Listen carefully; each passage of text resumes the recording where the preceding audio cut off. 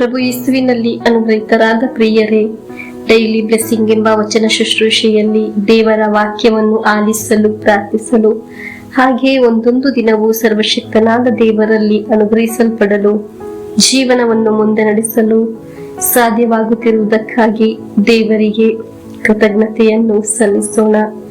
ನಾವು ಎಲ್ಲರೂ ಸಾಧಾರಣ ಜನರು, ನಿಸ್ಸಹಾಯಕರು, ಮಣ್ಣು, ಕೆಸರು, ಬೂದಿಯಾಗಿದ್ದೇವೆ.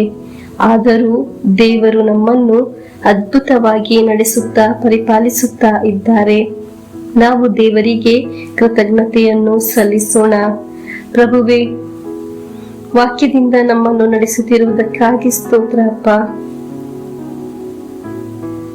ನಮಗೆ ಆಶೀರ್ವಾದ ಮಾಡುತ್ತಿರುವುದಕ್ಕಾಗಿ ಸ್ತೋತ್ರ ಯೇಸುವೆ. ನಮ್ಮ ಪ್ರಾರ್ಥನೆಯನ್ನು ಆಲಿಸುತ್ತಿರುವುದಕ್ಕಾಗಿ ಸ್ತೋತ್ರ ಯೇಸುವೆ. ನಮ್ಮನ್ನು ನಿಮ್ಮ ಕರಗಳಲ್ಲಿ ಹಿಡಿದು ನಡೆಸುತ್ತಿರುವುದಕ್ಕಾಗಿ ಸ್ತೋತ್ರ ಯೇಸುವೆ. ಪ್ರಭುವೇ, ಒಂದೊಂದು ದಿನವನ್ನು ಕೃಪೆಯುಳ್ಳ ದಿನವನ್ನಾಗಿ ಮಾರ್ಪಡಿಸಿರಿ. ಇಂದು ದೇವರ ವಾಕ್ಯ ಆಲಿಸುತ್ತಿರುವ ನಿಮ್ಮ ಹತ್ತಿರ ಒಂದು ವಿಷಯವನ್ನು ಹೇಳಲೇ ಪ್ರಿಯರೇ. ನಿಮ್ಮ ಎಲ್ಲರ ಮನೆಯಲ್ಲಿ ಒಂದೊಂದು ಪವಿತ್ರ ಗ್ರಂಥವಿದೆ.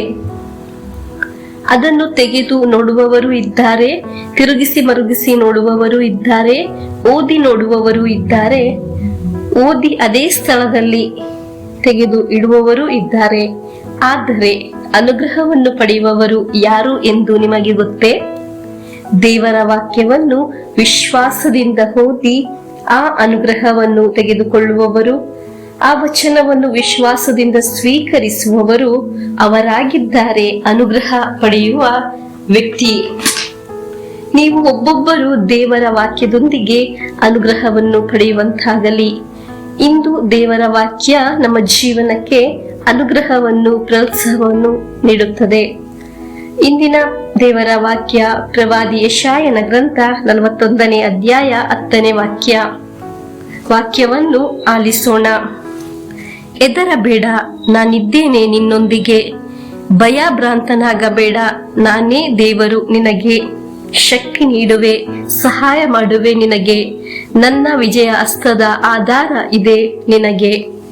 ಪ್ರಿಯರೇ, ನಾವು ಯಾವುದನ್ನೆಲ್ಲ ನೋಡಿ ನೆನೆಸಿ ಭಯಪಡುತ್ತಿದ್ದೇವೆ. ಆದರೆ ನಮ್ಮ ಮನಸ್ಸಿನ ಒಳಗೆ ಹಲವು ಕಾರ್ಯಗಳನ್ನು ನೆನೆಸಿ ಭಯಪಡುವವರು ಆಗಿರುತ್ತೀರಾ ನೀವು? ನಿಮ್ಮ ಹತ್ತಿರ ನೀವೇ ಒಮ್ಮೆ ಹೇಳಿ ಪ್ರಿಯರೇ, ಇಂದು ದೇವರು ನಮಗೆ ಶಕ್ತಿಪಡಿಸುತ್ತಾರೆ, ಸಹಾಯ ಮಾಡುತ್ತಾರೆ. ಹಲ್ಲೆಲೂಯ. ನನ್ನ ದೇವರು ನನ್ನನ್ನು ಶಕ್ತಿಪಡಿಸುತ್ತಾರೆ, ಸಹಾಯ ಮಾಡುತ್ತಾರೆ ಎಂದು ಮತ್ತೊಮ್ಮೆ ಹೇಳಿ ಪ್ರಿಯರೇ. ನನ್ನ ಸಹಾಯ ಮಾಡಲು ಯಾರೂ ಇಲ್ಲ. ಅನೇಕರು ನಮಗೆ ಹೇಳುತ್ತಾರೆ, ಏನೆಲ್ಲ ಹೇಳುತ್ತಾರೆ, ಇರುವ ಶಕ್ತಿಯನ್ನು ಸಹ ನಮಗೆ ಕುಂದಿಸಿ ಬಿಡುತ್ತಾರೆ. ಆದರೆ ನಮ್ಮ ದೇವರು ನಮ್ಮನ್ನು ದೇವರ ವಾಕ್ಯದೊಂದಿಗೆ ಶಕ್ತಿಪಡಿಸುತ್ತಿದ್ದಾರೆ ಮತ್ತು ಸಹಾಯ ಮಾಡುತ್ತಿದ್ದಾರೆ. ಪ್ರಿಯರೇ, ನಮಗೆ ಈಗ ಆಲಿಸಿದ ದೇವರ ವಾಕ್ಯವನ್ನು ವಿಶ್ವಾಸಿಸೋಣ.